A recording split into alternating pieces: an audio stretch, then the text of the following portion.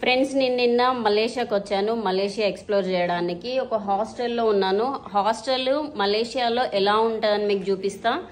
So ఇక్కడ నుంచి లోపలికి వెళ్తే మన రూమ్ ఉంది, డార్మెటరీ అనమాట.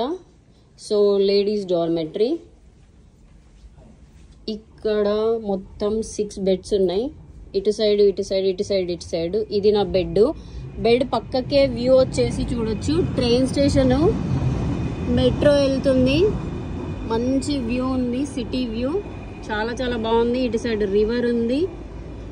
అండ్ బయటికి వెళ్ళగానే ఇక్కడ ఒక మిర్రర్ ఉంది మనం మొహం చూసుకోవడానికి. ఇటు సైడ్ రెస్ట్ రూమ్ ఉంది.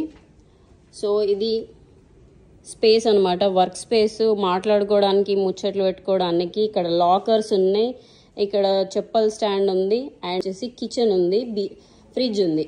మనం ఏమైనా వంట చేసుకోవాలనుకుంటే చేసుకోవచ్చు. ఇది ఇవ్వండి, కాఫీ మిషన్ కూడా ఉంది. అన్నీ తయారు చేసుకొని ఇక్కడ కూర్చొని తినొచ్చు. అండ్ మరీ బోర్ కొట్టేసింది అనుకోండి, ఇక్కడ ఒక టీవీ ఉంది, టీవీ కూడా చూడొచ్చు.